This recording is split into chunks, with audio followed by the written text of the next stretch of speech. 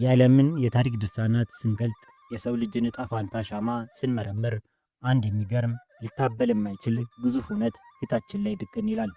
ታላቅነት፣ ጀግንነትና የአገር ጠባቂነት ሁልጊዜ በደም ሐረግ አይወረስም። የነገሥታት አክሊል የደፉ በመሳፍንት አልጋ ላይ የተወለዱ ሁሉ ታሪክን አይሰሩም። ወደ አውሮፓ ታሪክ ብንጓዝ ያ አውሮፓን በጦር ፈረሱ ኮቴ ያንቀጠቀጠው ፈረንሳዊው ናፖሊዮን ቦናፓርቲ የተወለደው ኮርሲካ በምትባል ድንጋያማና ርቆ በምትገኝ ደሴት ላይ ከድሃ ቤተሰብ ነበር። አሜሪካን ከባርነት ቀንበር ያላቀቀው ታላቁ አብርሃም ሊንከንም ቢሆን የተገኘው ከእንጨት ፍልጥ በተሰራች የገጠር ጎጆ ውስጥ ከድሃ ገበሬዎች ማዕፀን ነበር። እነዚህ ሰዎች በደማቸው ውስጥ ሰማያዊ ወይም የነገሥታት ደም አልነበረም። ነገር ግን በነፍሳቸው ውስጥ ዓለምን የሚያንቀጠቅጥ ዘመን የማይሽረው እሳት ነበር። በእኛም ምድርም በኢትዮጵያ የረጅም ዘመን ታሪክ ውስጥ ልክ እንደ ናፖሊዮ፣ ልክ እንደ ሊንከን ከታች ከምንም ተነስቶ የገበሬውን አቧራ አራግፎ በሰይፉ ጫፍ የአገርን ዳር ድንበር ያሰመረ አንድ ታላቅ ሰው አለ። እሱም ራስ አሉላ እንግዳ ወይም አሉላ አባ ነጋ ነው። እስኪ ከዘመናችን የኮንክሪት ጫካ ወጥተን በምናባችን የዘመን ድልድይን ተሻግረን ወደ ሰሜን ኢትዮጵያ እንጓዝ። ስፍራው በትግራይ ተንቤን አውራጃ ውስጥ መናዊ በምትባል አንዲት አነስተኛና የተረሳች የገጠር መንደር። የዚች መንደር አየር ጠንካራ ነው። መሬቷ ኮረብታማ፣ ሕዝቦቿ እንደ ድንጋይ የጠነከሩ ናቸው። በዚች መንደር ውስጥ እንግዳ ዕቁቤ የሚባል አንድ የዋ ገበሬ ይኖራል። እንግዳ ዕቁቤ ጠዋት ማረሻውን ተሸክሞ በሬዎቹን እየነዳ ወደ ማሳ የሚወጣ፣ ማታ ላቡንና አቧራውን እያራገፈ ወደ ጎጆ የሚመለስ፣ የዕለት ጉርሱን በግንባሩ ወዝ የሚፈልግ ተራ የኢትዮጵያ ገበሬ ነው። ታዲያ ከዚህ ገበሬና ከባለቤቱ አንድ አይኖቹ እንደ ማለዳ ኮከብ የሚያበሩ ወንድ ልጅ ተወለደ። ስሙንም አሉላ አሉት።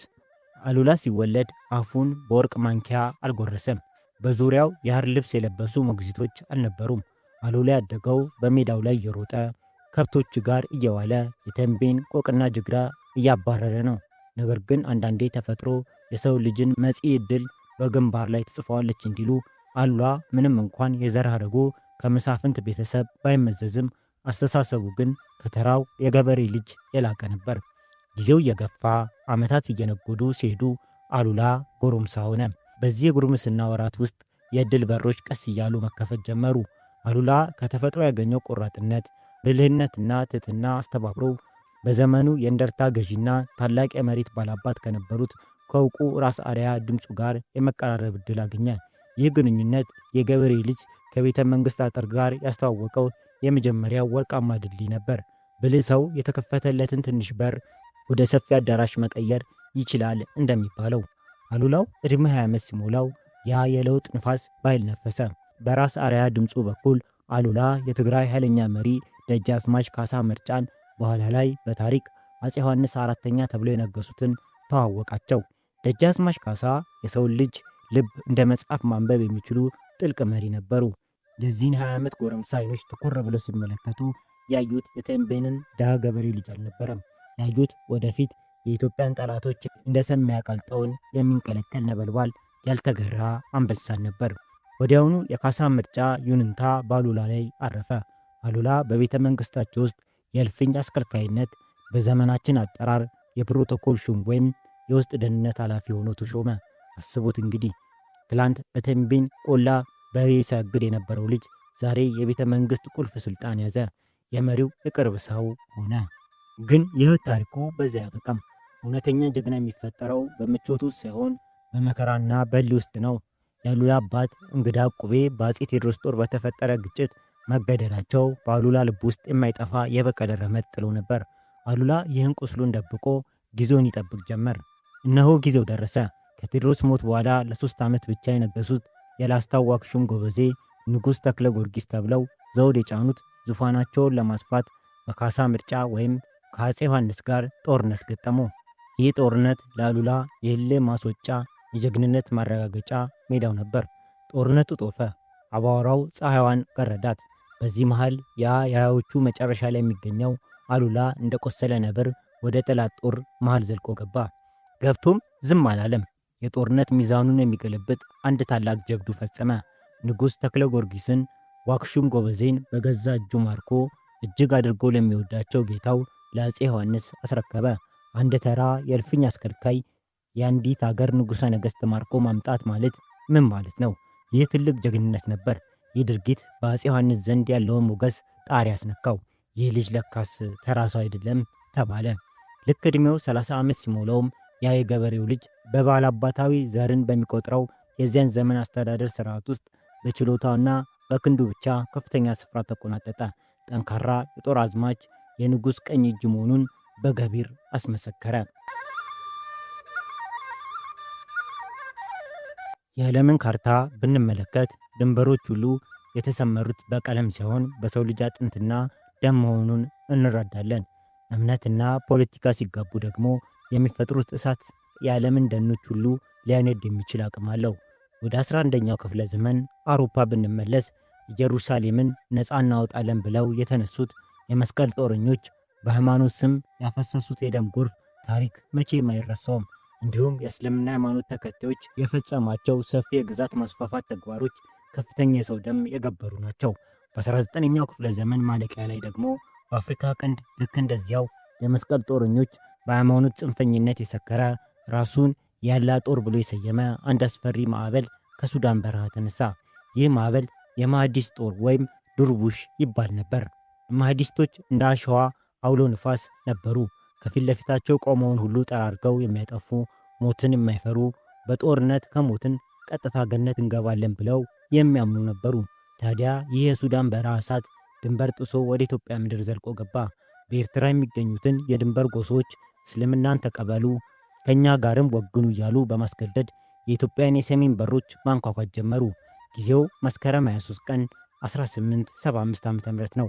ቦታው አስመራና ከሰላ መሃል የምትገኝ የቆላው ንዳድና የደጋው ንፋስ የሚገናኙበት ኩፊት የምትባል ስፍራ ናት። እዚህ ስፍራ ላይ ታሪክ ሁለት ታላላቅ የጦር ጀነራሎችን ሊያፋጥጥ ቀጠሮ ይዟል። በአንድ በኩል የማህዲስቶች ጦር የሚመራው በሱዳን ታሪክ ውስጥ ስሙ ሲነሳ ምድር የምትንቀጠቀጥለት ጨካኙና የጦር ስልቱ አዋቂው ሊቁ ኡስማን ዱግና ነው። በሌላ በኩል ያ የገበሬ ልጅ ያ ከእልፍኝ አስከልካይነት ተነስቶ የኢትዮጵያ ሰሜናዊ በር ጋሻ የሆነው ኃይለኛው ራስ አሉላ አባ ነጋ። አስቡት እስኪ ሮማዊ ጀነራል ስኪፒዮ እና የካርቴጁ ሃኒባል በዛማ ጦርነት ላይ ሲገናኙ የነበረው ትዕይንት የኩፍቲ ሜዳን ያንኑ ይመስል ነበር። የኡስማን ዱግና ጦር ነጩን ጀለቢያውን ለብሶ ሰይፉን አንግቦ እንደ ነጭ ባህር ሲመጣ፣ የራስ አሉላ ጦር ደግሞ ጋሻ ጦሩን አንግቦ ነጋሪት እየጎሰመ ኮረብታውን ሞላው። ውጊያው ተጀመረ። የኩፍቱ ሜዳ በሰው ልጅ ጩኸት፣ በፈረሶቹ ኮቴ፣ በሰይፍና በጋሻ ግጭት ተናወጠች። ጦርነቱ ሲጀመር የማህዲስቶች የሞት እምቢተኝነት እና የጦር ብልጫ የኢትዮጵያን ሰራዊት ክፉኛ ፈተነው። የማህዲስት ሰይፍ እንደ ማጭድ አጨደ። የኢትዮጵያ ደም የኩፍቱን አሸዋ አራሰው። የጦርነቱ ሚዛን ወደ ሱዳኖች እያጋደለ መጣ። በዚህ እጅግ አስጨናቂ ሰዓት አንድ ያልታሰበ ነገር ተፈጠረ። የኢትዮጵያ ጦር የጀርባ አጥንት፣ የጦሩ ሞተር የሆነው ራስ አሉላ ቆሰለ። በጦርነት ታሪክ ውስጥ የጦር መሪ ከቆሰለ ወይም ከወደቀ ሰራዊቱ ተስፋ ቆርጦ ይበተናል። ይህ የጦርነት ሳይንስ ነው። ኡስማን ዱግናም አሉላ ወደቀ አለቀላቸው ብሎ የድል ጩኸት አሰማ። ነገር ግን አሉላ የተሰራው ከተራ አፈር አልነበረም። አሉላ የተሰራው ከልህ ከቁርጠኝነትና ከሀገር ፍቅር ነበር። ደሙ ልብሱን እያራሰው ቁስሉ እያቃጠለው አሉላ ከወደቀበት ተነሳ። በደም በተጨማለቀ እጁ ሰይፉን አንስቶ በህመም በሚንቀጠቀጥ ድምፁ ነገር ግን በመብረቅ ኃይል ሰራዊትን አነቃቃው። እኔ እዚሁ ሞታለሁ፣ መሬቱን ግን ለባዕድ አንሰጥም ብሎ ወደፊት ተንደረደረ። ያቺ ቅጽበት፣ ያቺ አሉላ ደሙ እያንጠባጠበ ወደፊት የሮጠባት ቅጽበት የጦርነት ታሪኩን ቀየረችው። የኢትዮጵያ ሰራዊት መሪው ቆስሎ ሲዋጋ ሳይ ልክ እንደ ቆሰለ ነብር ተቆጣ። ወደ ኋላ እያፈገፈገ የነበረው ጦር በቁጣ ማዕበል ተመልሶ በማህዲስቶች ላይ ተመመ። ያ የሞት ሸለቆ የሆነው የኩፍቱ ሜዳ ለማህዲስቶች የመቃብር ስፍራ ሆነ። የኢትዮጵያ ሰራዊት ኡስማን ዱግናንን እግሬ አውጪኝ ብሎ እስኪሸሽ ድረስ አርበደበደው። ድሉ የኢትዮጵያ ሆነ። 3000 የማህዲስት ወታደሮች በኩፍቱ በረሃ ተቀበሩ። ግን ታሪክ ሁሌም አንድ እውነት ይነግረናል። ማንም ጦርነትን በነፃ አያሸንፍም። የኩፍቱ ድል ዋጋው እጅግ ውድ ነበር።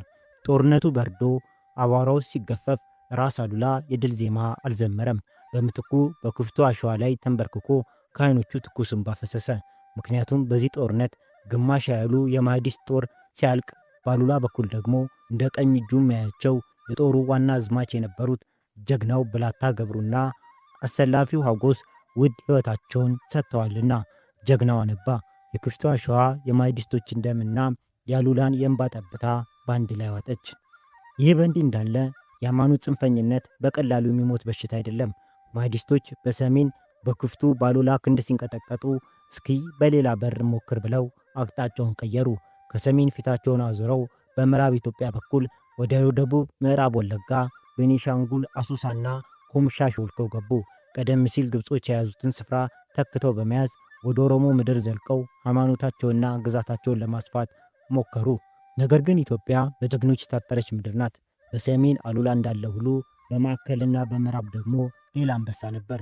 ያኔ ዳግማዊ አፄ ምኒልክ ንጉሥ ሸዋ ነበሩ። የማይዲስቶች ጦር ሰርጎ መግባቱን ሲሰሙ ለድርድር አልተቀመጡም። የጦር አበጋዛቸውን ብልሁና ኃይለኛውን ራስ ጎበና ዳጬን ጠርተው ሂድና ይህን ወራሪ አሳየው ብለው ላኩት። ጥቅምት 5 ቀን 1881 ዓ.ም ራስ ጎበና ዳጬ በማይዲስቶች ላይ እንደሳት ዘነበባቸው። የኦሮሞ ፈረሰኞችና የሸዋ ጦር በማይዲስቶች ላይ የጥፋት ዶፍ አወረደባቸው። ማይዲስቶች በገቡበት እግራቸው አፍረውና ተደብድበው ወደ መጡበት ሱዳን ተመለሱ። ማይዲስቶች ተሸነፉ። የኩፍቱ እና የወለጋ ጦርነቶች በኢትዮጵያ አሸናፊነት ተጠናቀቁ። ነገር ግን የኢትዮጵያ ፈተና ገና አላበቃም። የሰይፍና የጦር ውጊያ ቢያበቃም ከባህር ማዶ ነጭ ለብሰው ፈገግ እያሉ የሚመጡ ግን በውስጣቸው መርዝ የያዙ የአውሮፓውያን ዲፕሎማቶችና ወታደሮች የኢትዮጵያን በር እያንኳኩ ነበር።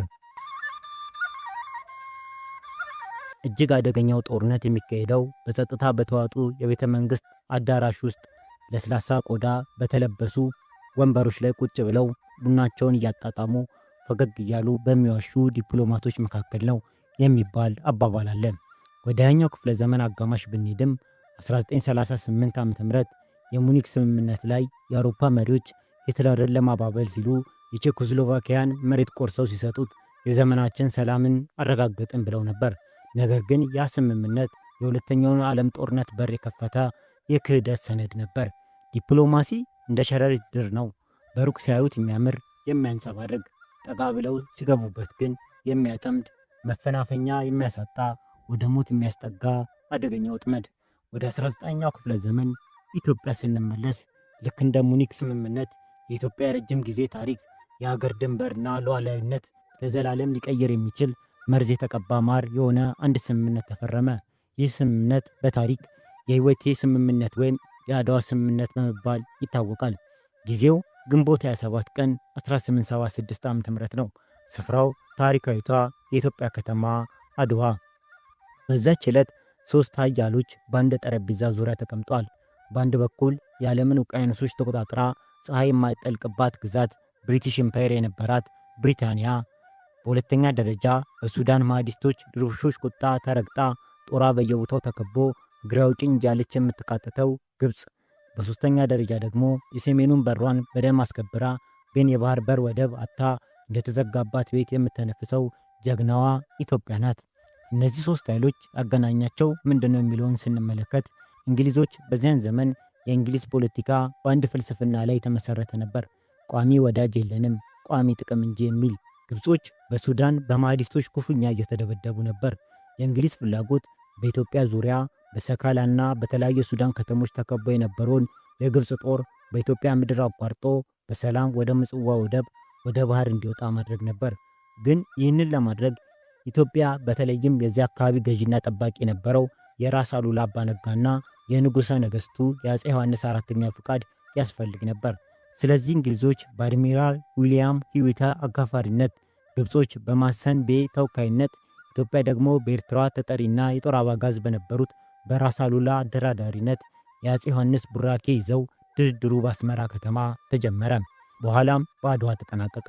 ስምምነቱ 7 አንቀጾች ነበሩት። እስኪ እነዚህ አንቀጾችን አንድ በአንድ እያነጻጸርን በውስጣቸው የተደበቀውን መርዝ እንመርምር።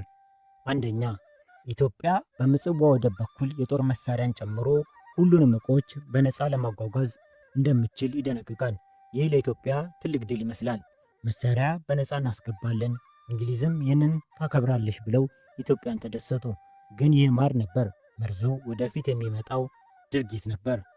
ሁለተኛው ስምምነት ከ1860 ዓመተ ምህረት ጀምሮ በግብፅ ተይዞ የነበረው በከረን አካባቢ የሚገኘው ቦጎስ ወደ ኢትዮጵያ እንዲመለስ ይደነግጋል። ይህ ስምምነት ኢትዮጵያን እጅግ አስደሰተ። የጠፋው መሬት ተመለሰ ተባለ። ሶስተኛ የግብፅ ወታደሮች ከሰከላ ለማስወጣት ኢትዮጵያ እርዳታና ከለላ እንድታደርግ ይደነግጋል። ይህ ነው እንግሊዞች ዋና የልብ ትርታ፣ የእኛን ሰዎች ከሞት አድኑልን፣ አሳልፋችሁ ለማዲስ ጦር አትስጡብን የሚል ተማጽኖ ያለበት ውል። አራተኛው ስምምነት ከግብፅ ኢትዮጵያ ተሹመው የሚላኩት የኦርቶዶክስ ጳጳሳት ግብፅ የይለፍ ፈቃድ እንድትሰጥ ይደነግጋል። ይህ ሃይማኖታዊ ዲፕሎማሲን የሚመለከት ስምምነት ነበር። አምስተኛው ስምምነት ግብፅና ኢትዮጵያ ወንጀለኞችን አሳልፈው እንዲሰጣጡ ይደነግጋል። ስድስተኛውና የመጨረሻው አንቀጽ ላይ የሰፈረው ስምምነት በስምምነቱ አንቀጾች ላይ ግብፅና ኢትዮጵያ ሲያግባቡ ቢቀሩ ብሪታንያ ሁለቱንም ሀገሮች እንደሚሸነግል አስታራቂ እንደምትሆን ይደነግጋል። እዚህ ላይ ነው ሸረሪቷ ድሯን የቋጠረችው። እንግሊዝ ራሷን እንደ በላይ ዳኛ አድርጋ ሰየመች። ድርድሩ በአስመራ ካለቀ በኋላ ተዋዮቹ ፈረሳቸውን ጭነው ሰነዱን ታቅፈው ወደ አድዋ በማምራት ስምምነቱን ለንጉሠ ነገሥት አፄ ዮሐንስ አቀረቡት። አፄ ዮሐንስም ፈረሙበት። ነገር ግን ታሪክ እዚህ ላይ አንድ ትልቅ ጥያቄ ያነሳል። ኢትዮጵያ ያኔ ያላት ትልቁ የድርድር ካርድ በማዲስ ጦር የተከበበውን የግብፅ ጦር የማትረፍ ጉዳይ ነበር። አፄ ዮሐንስ ይህን አጋጣሚ ተጠቅመው የዘመናችንን ጥያቄ የነበረውን የኢትዮጵያ ሕልውና ጉዳይ ሆነውን የባህር በር ወደብ ባለቤትነት ለምን አላረጋገጡም የሚል ጥያቄ ይነሳል። የሚገርመው ነገር አፄ ዮሐንስ ምጽዋ ኢትዮጵያ ናት፣ የባህር በር ይገባናል የሚለው ጥያቄያቸው ወደ ጎን ትተው በምጽዋ በኩል ዕቃ በነፃ ማሳለፍ የሚለው ብቻ ረክተዊን ስምምነት ፈረሙ። ይህ ስምምነት የግብፅን ጦር ከሞት ያተረፈ፣ የእንግሊዝን ፖለቲካ ፍላጎት ያሳካ፣ ግን የኢትዮጵያ ረጅም ዘመን የባህር በር ጥያቄ ለዘላለም በውሃ የነከረ የዘነጋ ሰነድ ሆኖ ተጠናቀቀ። ስምምነቱ ለጊዜው ግጭትን ያረገበ ቢመስልም በተዘዋዋሪ ግን በኢትዮጵያ ላይ አዲስ እጅግ አደገኛ የሆነ ለ40 ዓመታት የሚዘልቅ ጦርነት የሚከፍት የክህደት በር ነበር።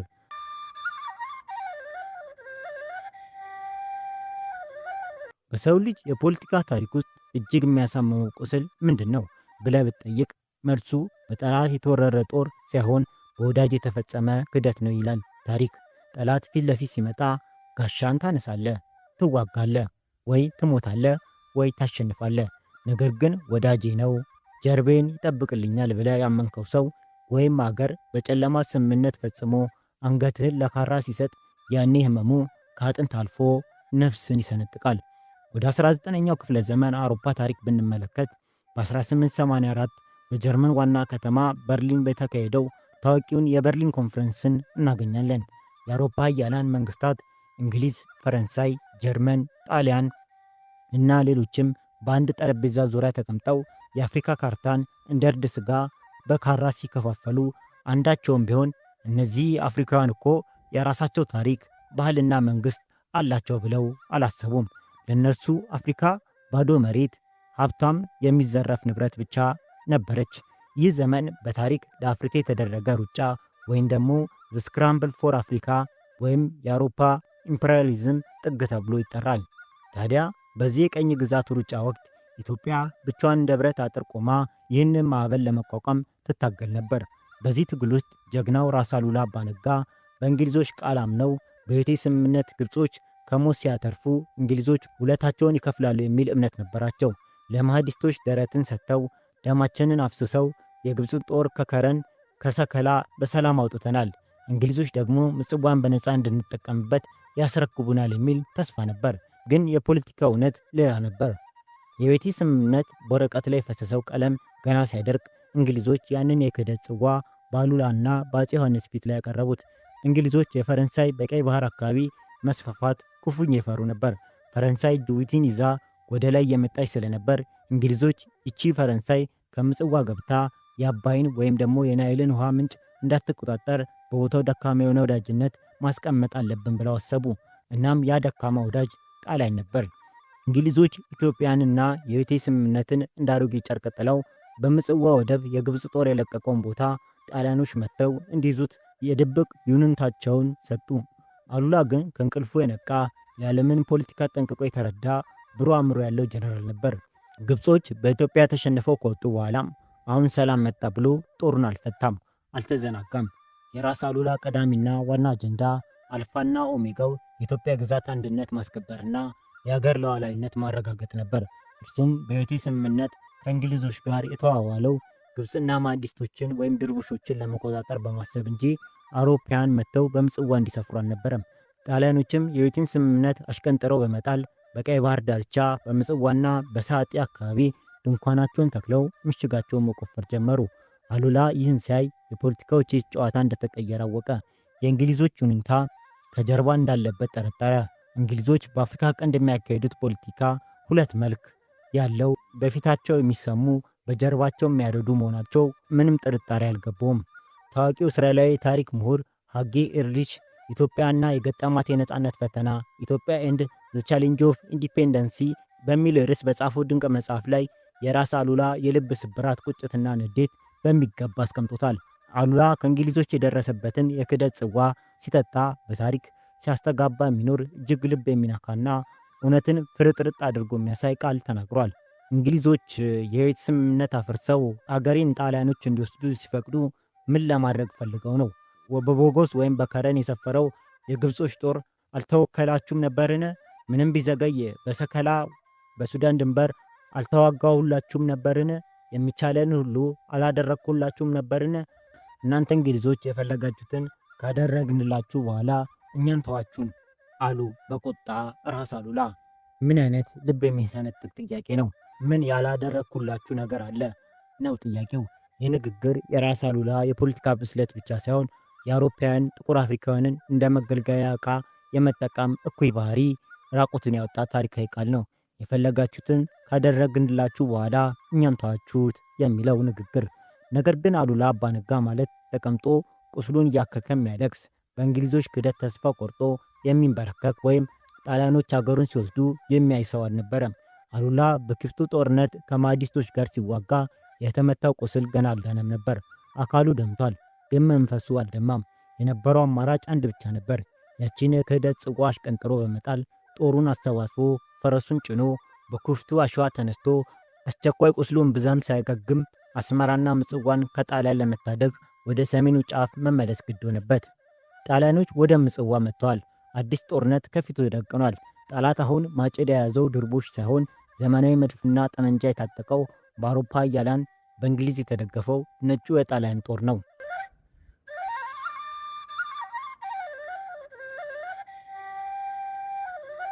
የሰው ልጅ በሕይወት ዘመኑ የሚፈተንባቸው በርካታ መንገዶች አሉ።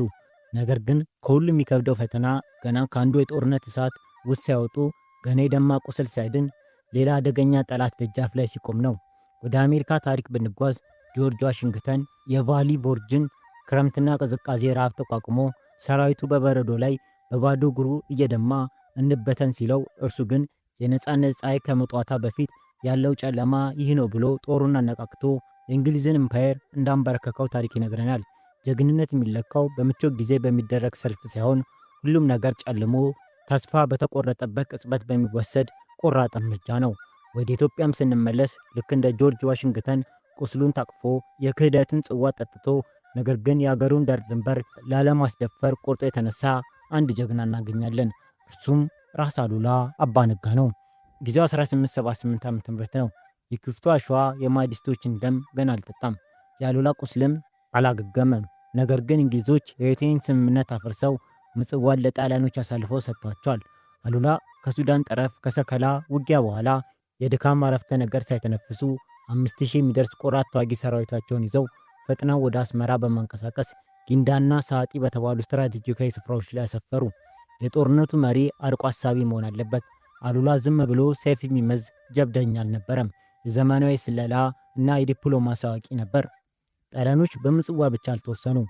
እስኪ ወደ መሃል አገር ወደ ቀይ ባህር ዳርቻ ጠጋ እንበል እያሉ መሬት መቆንጠር ጀመሩ።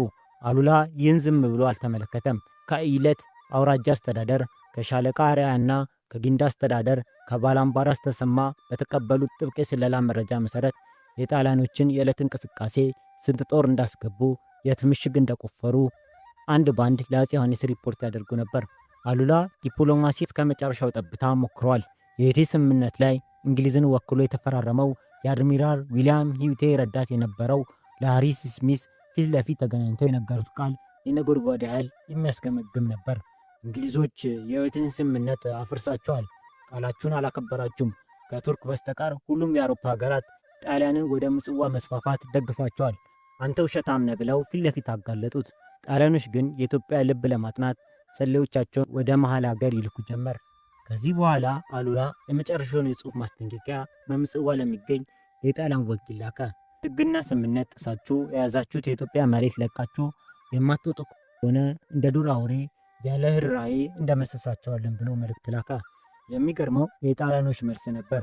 በዘመናዊ መሳሪያዎች የታበዩት ጣሊያኖች ለአሉላ ማስጠንቀቂያ ምንም ደንታ አልሰጡም። አልፈው ተርፈው እንደዚህም ሲሉ መልስ ሰጡ። እኛ ወደ ምጽዋ የመጣ ነው በእግዚአብሔር ፍቃድ ነው ብለው መሳለቅ ጀመሩ።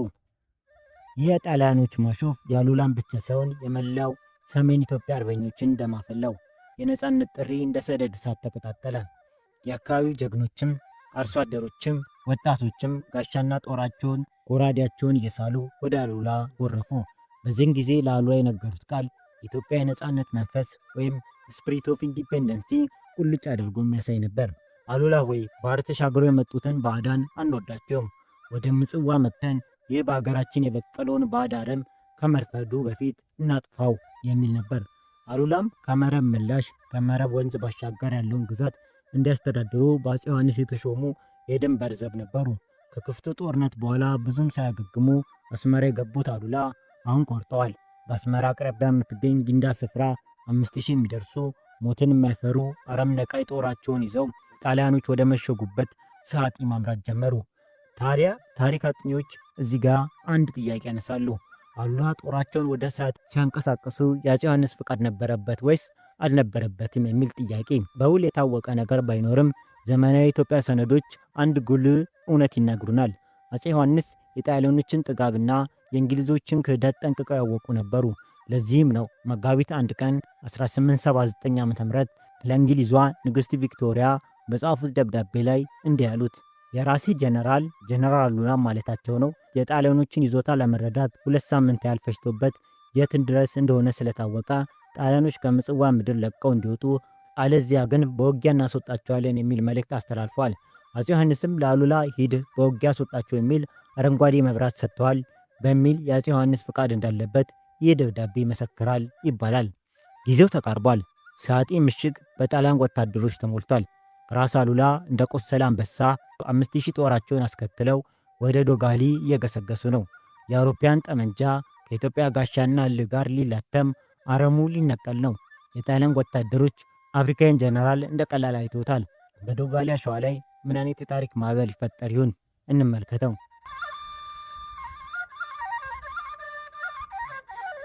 በሰው ልጅ በታሪክ ውስጥ ያደረጋቸው እልፍ ጦርነቶች አሉ። አንዳንድ ጦርነቶች በመጽሐፍ ገጽ ላይ ብቻ ተዘግበው ይቀራሉ። ሌሎች ደግሞ የዓለምን ስነ ልቦና የሚቀይሩ፣ የቲቤተኞችን አንገት የሚያስደፉ፣ አይቻልም የተባለውን ይቻላል ብለው በተግባር የሚያሳዩ፣ እንደ መብረቅ የሚያንቀጠቅጡ ናቸው። ወደ 19ኛው ክፍለ ዘመን መጨረሻ እንመለስ። ጊዜው ጥቅምት ወር 1878 ዓ.ም ነው። የዓለም ካርታ ወደ አውሮፓ ኢምፓሪስቶች የቀኝ ግዛት ፈላጊዎች እየተቀደደ እየተሰፋ እንደ ልብስ እየተለካ ባለበት ወቅት ጣሊያን የምትባል አንዲት አውሮፓዊት ሀገር እጅግ የገነፈለ የትዕቢት መንፈስ አደረባት። ጣሊያኖች ከእንግሊዞች ይሁንታ አግኝተናል ብለው ምጽዋ ሰብ ወደብ ላይ ብቻ ተወስነው መቅረት አልፈለጉም። የባህር አየር አልበቃ አላቸው። አይናቸው ወደ መሃል ኢትዮጵያ አሻቅበው ያየ የደጋውን የለምለሙን ሀገር አየር ለመተንፈስ የኢትዮጵያ ተራሮችን ለመቆጣጠር ክፉኛ ጓጉ። ይህ ፍላጎታቸው ግን በሰሜን ኢትዮጵያ በር ላይ ከቆመው ከብረት ከተሰራው ከማያወላውለው ጀግና ከራስ አሉላ አባነጋ ጋሻ ጋር ሊላተም ግድ ሆነበት።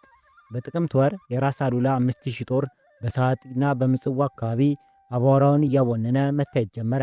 ጣሊያኖች ይህን ሲያዩ ይህ አፍሪካዊ ጀነራል በእኛ በነጮች በዘመናዊ ጦራችን ላይ ሊተኩስ ነው እንዴ ብለው ሳቁ። ንቀት ነበር፣ የዘመናዊ መሳሪያ ንቀት። የመጀመሪያው ግጭት ጥር 18 1879 ተካሄደ። ስፍራው ሰዓጢ ይባላል። የሰዓጢ ውጊያ ለአሉላ ቀላል አልነበረም። ጣሊያኖች በሰዓጢ ምሽግ ውስጥ ዘመናዊ መትረየስና መድፍ አጥምደው እንደ አውሬ አፍ አውጥተው ይጠብቁት ነበር። የአሉላ ጦር በጀግንነት ወደፊት ቢገሰግስም የጣሊያኖች የጥይት በረዶ እንደ ዝናብ ወረደበት። በዚህ ውጊያ በአሉላ ጦር ላይ ከበድ ያለ ጉዳት ደረሰ። ኢትዮጵያ ደምም ምድሪቱን አራሰ። አሉላ ጦራቸውን ይዘው መትረየሱን ለመቋቋም ባለመቻላቸው በሰዓጢ ምሽግ አፈገፈጉ። በዚህ ጊዜ በጣሊያን ካምፕ ውስጥ ትልቅ ፍሽታ፣ ትልቅ ዳንኪራ ሆነ። የጣሊያን ጀነራሎች ሻምፓይን ከፈቱ። አሸነፍን፣ የአፍሪካ ጀነራል አባረር ነው፣ ኢትዮጵያ እጃችን ላይ ወደቀች ብለው ለሮም የድል ዜና ላኩ። ነገር ግን የጦርነት ሳይንስ አንድ ትልቅ እውነት ይነግረናል።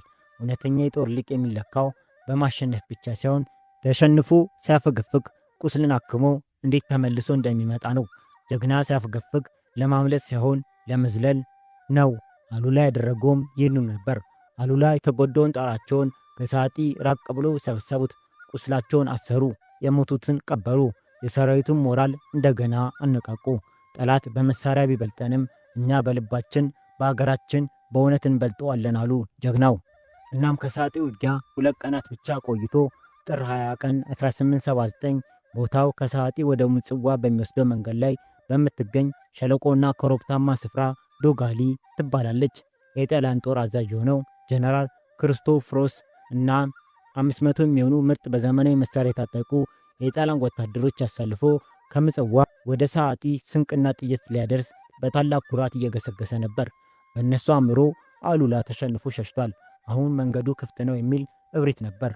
ክርስቶፎሮስም ዶጋሊ ሸለቆ ሲገባ ዙሪያው ጸጥ ብሏል። የአዕዋፋት ድምፅ እንኳን አይሰማም።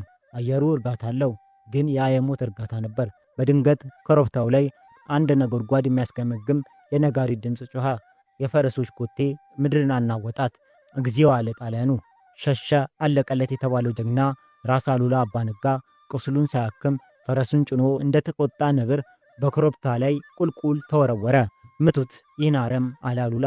የኢትዮጵያ ጦር በየአቅጣጫው እንደ ማዕበል በጣሊያኖች ላይ ተንደቀደቀ። ጣሊያኖች መትረየሳቸውን ሊያዞሩ ጊዜ አላገኙም። ክርስቶፎሮስም ግራ ተጋባ። የኢትዮጵያ ጋሻ የጥይት በረዶን እየተከላከለ፣ ጎራዴያቸው ደግሞ የጣሊያኖችን አንገት መቅላት ጀመረ። ውጊያው ፊት ለፊት እጅ በእጅ የአካል ለአካል ፍልሚያ ሆነ። ዶጋሊ ለጣሊያኖች የሞት ሸለቆ ሆነች። 500 የጣሊያን ጦር ከነ መሳሪያው መውጫ አጥቶ ተደመሰሰ። ማምለጥ አልተቻለም።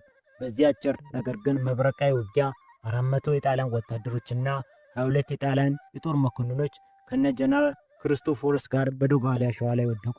የአሉላ ጦር የጣሊያንን ኩራት፣ ትዕቢትና ዘመናዊ መሳሪያ ከንቱ አድርጎ ዶጋሊን ከጠላት አስለቀቃት። ድል ለኢትዮጵያ ሆነ። ይህ እልቂት ሲፈጠር ጣሊያን አውሬ ሆና ተነሳች። ጦርነት ከማባባስ ይልቅ ጣሊያንና እንግሊዝ አፄ ዮሐንስን በዲፕሎማሲ ለማታለል ሞከሩ። እንግሊዞች አስታራቂ መስለው መጡና ለአፄ ዮሐንስ ለአሉላ እጅግ የሚያሳፍር ሞራላዊ ውድቀት ያለው ሀሳብ አቀረቡ። በዶጋሊ ላደረሳችሁት እልቂት ጣሊያን ይቅርታ ጠይቁ፣ ጣሊያኖችም የያዙትን መሬት ይዘው ይቆያሉ አላቸው። አስቡት፣ ወራሪ መጥቶ ሀገርን በኃይል ሊወስድ ድንበር ጥሶ ህዝቡን ንቆ ሲመጣ አንተ ደግሞ በጀግንነት ታግለ በደምና በአጥንት አሳፈረ በዶጋሊ አሸዋ ላይ ስትቀብረው አስታራቂ ነኝ ብሎ የመጣው እንግሊዝ መንግስት ይቅርታ ጠይቅ፣ መሬትህን ለጠላት ተውለት ሲል ይሰማል። ይህ ፍርድ ለማን ወገን እንደሆነ ግልጽ ነበር። ይህ ማለት እኮ ሌባ ቤት ገብቶ ንብረትን ሲዘርፍ አንተ ደግሞ ራስን ለመከላከል ሌባውን ስትመታው የሰፈር ሽማግሌ መጥቶ ለምን ሌባውን መታው? ይቅርታ ጠይቀው፣ የዘረፈው ንብረት ይዞ ሂድ እንደማለት እኮ ነው። የትኛውም ጤነኛ አእምሮ ይህን የክህደት ሽምግልና የሚቀበለው ማንም የለም። ኢትዮጵያዊም እንዲህ አይነቱን አሳፋሪ ሞራላዊ ውድቀት ያለበት ሀሳብ ሊቀበሉ አይችልም። ጀግናው አፄ ዮሐንስም ሆነ የጦር አበጋዙ ራስ አሉላ ይህን የዲፕሎማሲያዊ ሽፍጥ ሲሰሙ ፊታቸው በቁጣ ነደደ። በዚህ ታሪካዊ ወሳኝ ወቅት ያ ከተንቤን የገበሬ ማሳ የተነሳው ያ የእንግዳ ቁቤ ልጅ ብሉዕ ራስ አሉላ አባነጋ የዓለምን ፖለቲካ መድረክ ያንቀጠቀጠ፣ በታሪክ መዛግብት ላይ በወርቅ ቀለም የሰፈረ ያ ድንቅና ጀግንነት የተሞላበት ታሪካዊ ንግግር ለተላከው የአውሮፓ አስታራቂ ተናገረ። ሂድና ለጣሊያኖች ንገራቸው፣ ጣሊያኖች በኢትዮጵያ ምድር ላይ የሚሰፍሩትና መሬቷን የሚወስዱት እኔ የሮማ አገር ገዥ መሆን የቻልኩ እንደሆነ ብቻ ነው ብለው አሉላ በቁጣ ተናገሩ። ምን አይነት አስደናቂ ንግግር ነው! እኔ ሮም ሄጄ ካልገዛው እናንተም ኢትዮጵያ መታችሁ መሬት አትነኩም። ይህ የዲፕሎማሲያዊ ንግግር አይደለም። ይህ እኮ በራስ መተማመን ጥግ ላይ ቆመ የጠላትን ስነ ልቦና የሚያሽመደምድ የታሪክ ምሰሶ የሆነ ንግግር ነበር። በዚያን ዘመን ጥቁር ሕዝብ ለአውሮፓ ቀኝ ገዢ እንዲህ ብሎ መናገር እንደ እብደት ይቆጠር ነበር። አሉላ ግን በተግባር አሳይቶ ተናገረ። ይሁን እንጂ በታሪክ ውስጥ ደስታና ሐዘን የተሳሰሩ ናቸው። የዶጋሊ ድል ችቦ እየበራ የኢትዮጵያ ስም በዓለም እየናኘ ሳለ አንድ ከባድ የታሪክ ማዕበል ግን መጣ። በምዕራቡ በኩል ማህዲስቶች ወይም ድርቡሾች ተመልሰው መጡ። አፄ ዮሐንስ የሰሜኑን በር ለአሉላ የምዕራቡን ለንጉሥ ተክለ ሃይማኖት ሰጥተው ቢቀመጡም የድርቡሾች እሳት ጠንካራ ስለነበር ራሳቸው ወደ ጦር ሜዳ መውረድ ግድ ሆነባቸው። መተማ ላይ ያ ክፉ ቀን መጣ። አፄ ዮሐንስ ሀገራቸውን ሲከላከሉ በጀግንነት ተዋግተው ወደቁ። በዚያ የሞት አፋፍ ላይ ያሉ አልጋ ወራሻቸው የገዛ ልጃቸው ራስ መንገሻ ዮሐንስ መሆናቸውን ተናዘዙ። ለራስ አሉላ ይህ ዜና እንደ መብረቅ ነበር። የሚወዱት ንጉሥ የልጅነት ጓዳቸውና አለቃቸውን አጡ። አሉላና መኳንንቶች የንጉሡን ኑዛዜ አክብረው ራስ መንገሻ ዮሐንስን ደገፉ። ነገር ግን የአፄ ዮሐንስ ሞት የሰሜን ኢትዮጵያን የኃይል ሚዛን አናጋው። አሉላ ብቸኝነት ተሰማቸው። ከባህር ማዶ የመጣው የጣሊያን ኃይል የአሉላን ጋሻ መዳከም ጠብቆ እንደገና ማስፋፋት ጀመረ። የመረብ ምላሽ ግዛቶችን ወይም ኤርትራን በአሉላ እጅ ላይ ያሉ አደጋ ውስጥ ወደቁ። አሁን አሉላ ብቻቸውን ናቸው። ንጉሳቸው የሉም። ጣሊያን እየገፋች ነው። ኢትዮጵያ አዲስ ንጉሠ ነገሥት ወይም አፄ ምኒልክን እያየች ነው። የአድዋ ጦርነትም እየቀረበ ነው።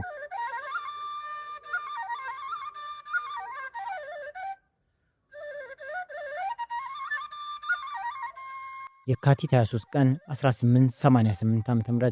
ይህ ቀን በካላንደር ላይ የሚገኝ ተራ ቀን አይደለም። ይህ ቀን የጥቁር ሕዝብ ሰው መሆናቸው የተረጋገጠበት የልደት ካርዳቸው ነው። በዓለም ታሪክ አንዲት አፍሪካዊት ሀገር እስከ አፍንጫው የታጠቀን አውሮፓዊ ወራሪ እንደ አውሎ ንፋስ ጠራርጋ ያሳፈረችበት ቀን ነው። ታሪክ ተመራማሪዎች እንደሚሉት የአድዋ ጦርነት ማለት ዳዊት ጎልያድን በድጋሚ የገደለበት ዘመናዊ ተአምር ነው። ታዲያ በዚህ ታላቅ የድል ኦርኬስትራ ውስጥ የቫዮሊኑ ወይም የመሰንቆ ዋና ክር የተጫወቱት እርሳቸው ያ የሰሜኑ አንበሳ፣ ያ የጣሊያን መዥገር ራስ አሉላ አባ ነጋ ናቸው።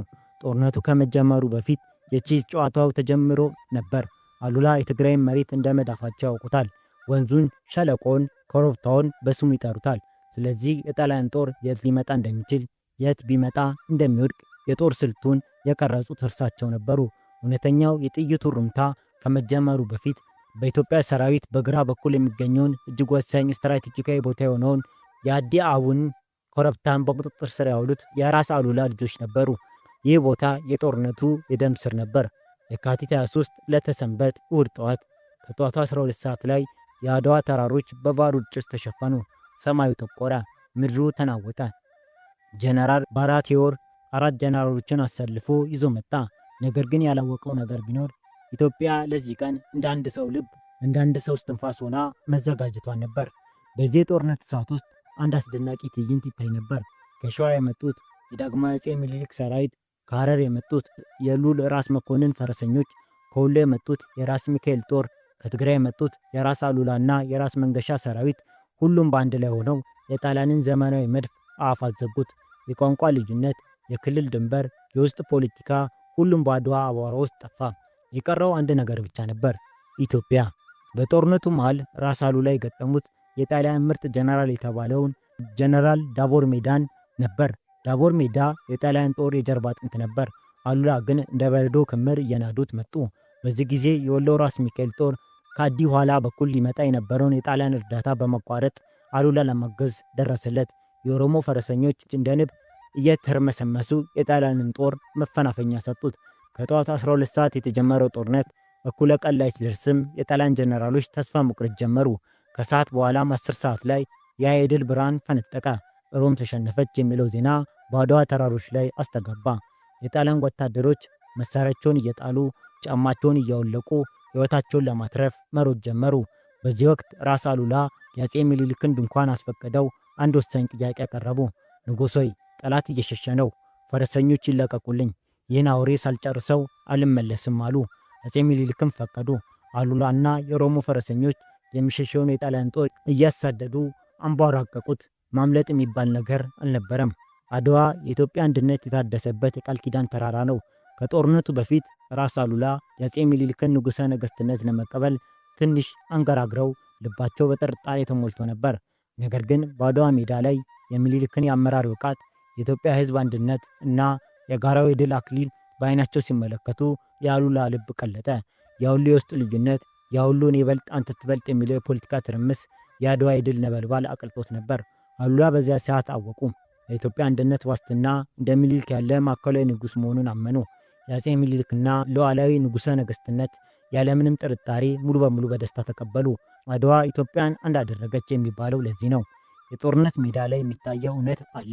የጣሊያን ጦር ሲሸሽ፣ የኢትዮጵያ ጀግኖች እያሳደዱ ሲማርኩ፣ አንድ የታሪክ ምስክር በቦታው ነበር። አውጉስቶስ ዋይልድ የተባለ የእንግሊዝ ጋዜጠኛ የታሪክ ጸሐፊ የጦርነቱን ሁኔታ በአካል ተመልክቶ ስለ ራስ አሉላ የጻፈው ምስክርነት በታሪክ መዝገብ ላይ በጉሉ ሰፍሯል። እንዲህ ይላል። አሉላ በራስ መንገሻ ዮሐንስ ጦር ታግዞ ጦሩን ወደ ሰሜን ወይም ወደ ኤርትራ መዝመት ቢፈቀድለት ኖሮ የአማሴን አምባና የቦጎስን ግዛት ሙሉ ከአዲ ኡጉሪ ከአስመራ እስከ ከረን ከመሸጉት የጣሊያን ምሽጎች በስተቀር በውጊያ አሸንፎ በመቆጣጠር አብዛኛውን ይዞታ በአቢሲኒያ ወይም በኢትዮጵያ ስር መውደቁ ጥርጥር የለውም ነበር ሲል የታዘበውን አስፍሯል። አሉላ በዚያ ሰዓት የነበረው ወኔ፣ ጉልበትና የጦር ስልት ጣሊያኖችን እስከ ቀይ ባህር ዳርቻ አባሮ የመክተት አቅም ነበረው። ነገር ግን የአጼ ምኒልክ ፖለቲካዊና ስልታዊ ዓለም አቀፍ ዲፕሎማሲያዊ ሁኔታ እና የነበሩ አንዳንድ ሁኔታዎች ጦርነቱ በአድዋ ላይ እንዲቆም አደረገ። ራስ አሉላ በአድዋ ድል ከፍተኛ ደስታ የተሰማቸው ቢሆንም ቅሉ ልባቸው ውስጥ አንድ ትንሽ ቁስል፣ አንድ ያልተፈወሰ ጸጸት ነበር። የሁሉ ዘመን ሲፋለሟቸው የኖረውን የኢትዮጵያ ጠላት የሆነውን የጦርነቱን መሪ ጀነራል ባራቴዎሪን ከነህይወቱ ማርከው እጃቸው ጠምዝዘው በሚኒሊክ ፊት አለማቅረባቸው እንደ እሳት አቃጥላቸው ነበር ይባላል። አሉላ ጠላትን ማሸነፍ ብቻ ሳይሆን ጠላትን ማዋረድ፣ ትምህርት መስጠት ይፈልጉ ነበርና። የሰው ልጅ ሕይወት በመጨረሻ ገጽ ላይ የሚኖረው ነጥብ ሁልጊዜ እንደምንመኘው ወይም እንደምንገምት አይሆንም። ታሪክን ብንመረምር ይህ አሳዛኝ እውነት በብዙ ታላላቅ ሰዎች ሕይወት ውስጥ እናገኘዋለን። ታላቁ የምንጊዜም የጦር ሰው ያለምን በፈረሱ ኮቴ የረገጠው ታላቁ እስክንድር በሰይፍ ሳይሆን የወደቀው በትንኝ ንክሻ ወይም በወባ በሽታ ነበር። አውሮፓን ያንቀጠቀጠው የፈረንሳይ ንጉሠ ነገሥት ናፖሊዮ ብቻውን በሆነ ደሴት ላይ በሕመም ተሰቃይቶ ነው የሞተው። ጀግንነት ከሞት አያመልጥም። ነገር ግን የጀግና ሞት አንዳንዴ በታሪክ ውስጥ የራስ የሆነ መራር ምጸት አለው። ወደ ራስ አሉላ እንመለስ። ያ ሁሉ ማዕበል አለፈ። የኩፍቱ አሸዋ በደም ረጠበ። የዶጋሊ ተራሮች በድል ተንቀጠቀጡ። የአድዋ ፀሐይ በኢትዮጵያ ላይ ወጣች። ከግብፅ ከማህዲስቶች እና ከጣሊያኖች ጋር የተተኮሰው መድፍና ጥይት የአሉላን ጋሻ ሊበሳው አልቻለም። የብረት ሰው የሰሜን የኢትዮጵያ አጥር በመጨረሻ የሕይወት ዘመናቸው ምን ተመኝተው ነበር? እረፍት ነበር። አዎ አሉላ እረፍት ፈልገው ነበር። ሰይፋቸውን ወደ ሰገባ መልሰው የጦር ልብሳቸውን አውልቀው ነጭ ጋቢ ለብሰው ወደ ተወለዱበት ለቴምቤን መንደር የገበሬ አባታቸውን መሬት እያረሱ የልጅ ልጆቻቸውን እየሳሙ ቀሪ ዘመናቸውን በሰላም ለመግፋት ወስነው ነበር። ጡረታ መውጣት፣ ከፖለቲካው መራቅ፣ እግዚአብሔርን ማመስገን፣ ይህ ነበር የጀግናው ህልም። ነገር ግን ኢትዮጵያ ያኔ ሰላም አልነበረችም። በውጭ ጠላት ሲጠፋ የውስጥ ጠላት ይፈለፈላል እንደሚባለው በአገር ውስጥ የስልጣን ሽኩቻና የጎሳ ፖለቲካ እሳቱ አልጠፋም ነበር። በሚያሳዝን እጅግ በሚያሳምም ሁኔታ ያ በባዕድ ጠላት ያልወደቀው ጀግና በወንድሙ እጅ ወደቀ። በትግራይ ውስጥ በተንቤን ግዛት በራስ አሉላና በሌላኛው የአካባቢ ባላባት በራስ አጎስ መካከል አለመግባባት ተፈጠረ። የድንበር ነው? የስልጣን ነው ወይስ የድሮ ቂም? ምክንያቱም ምንም ይሁን ምን ወንድም በወንድሙ ላይ ሰይፍ መዘዘ። የእርስ በርስ ጦርነቱ ተከሰተ። አሉላ ምንም እንኳን ጡረታ ለመውጣት ቢፈልጉም ይህ ግጭት ማለፍ አልቻሉም። ጦርነቱ ተከፈተ።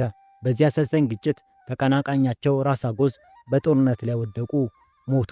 ነገር ግን ራስ አሉላም ክፉኛ ተመቱ። አስቡት፣ የጣሊያን መትረየስ ያልጣለው እግር፣ የማህዲስ ጦር ያልሰበረው አጥንት በወንድሙ ጥይት ተመታ። አሉላ እግራቸው ላይ በጠና ቆሰሉ። ቁስሉ ቀላል አልነበረም። በዚያን ዘመን የሕክምና ጥበብ ደካማ ነበር። ቁስሉ አመረቀዘ። መርዙ ወደ ሰውነታቸው ተሰራጨ። የአንበሳ ተዳከመ። አልጋ ላይ ዋለ። በአድዋ ድል በተገኘም በ11ኛው ወር የካቲት 9 ቀን 1889 አሉላ አባነጋ አረፉ። ፀሐይዋ ጠለቀች። ያ የኢትዮጵያ ነፃነት ቀንዲል፣ ያ የኩፍቱ መብረቅ፣ ያ የዶጋሊ ነጎድጓድ፣ ያ የአድዋ ስልት ቀራጭ ራስ አሉላ አባነጋ ከዚህ ዓለም በሞት ተለዩ። አውሮፓውያኑ የአቢሲኒያው ጋሪባልዲ እያሉ ያደነቃቸው ጠላቶቻቸው ሳይቀር እርሱ እስካልሞተ ድረስ ኢትዮጵያ መድፈር አይቻልም ብለው የፈሩት ሰው በትንሽ የእርስ በርስ ግጭት በከንቱ ቁስል ሕይወታቸው አለፈ። ነገር ግን ራስ አሉላ ሞቱ ማለት አይቻልም። አካል አፈር ይገባል፣ ስጋ ይበሰብሳል። ነገር ግን ታሪክ አይሞትም። ራስ አሉላ ዛሬም በሰሜን ተራሮች ላይ በሚነፍሰው ንፋስ ውስጥ አሉ። በቀይ ባህር ማዕበል ውስጥ ድምጻቸው ይሰማል። በኢትዮጵያ ነፃነት ታሪክ መዝገብ ላይም ስማቸው በደም ቀለም ታትሞ ይኖራል። ከእልፍኝ አስከልካይነት እስከ ጦር አበጋዝነት፣ ከኩፍቱ እስከ ዶጋሊ፣ ከአድዋ እስከ ተንቤን የተጓዘው የራስ አሉላ አባነጋ ሕይወት ታሪክ ይህን ይመስል ነበር። ታሪክን ወደ ኋላ የምናየው የነገም መንገድ ለማስተካከል ነውና ከዚህ ታላቅ ሰው ሕይወት ቆራጥነት፣ ሀገር ወዳድነትና የውስጥ መከፋፈል አደገኝነትን ልንማር ይገባል እያልን ለዚህ ታሪክ ዋቢ ያደረግነው ዌብሳይት ኢትዮጵያ ፓትሪዮቲክ የሚለውን ዌብሳይት ነበር። ለዛሬ የነበረን ዝግጅት ይህን ይመስላል። አብሮን ስለነበሩ እናመሰግናለን።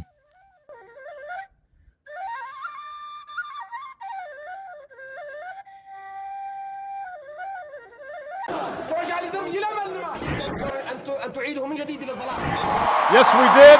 We have not done much. Addis Ababa. I'm Jeff Bezos.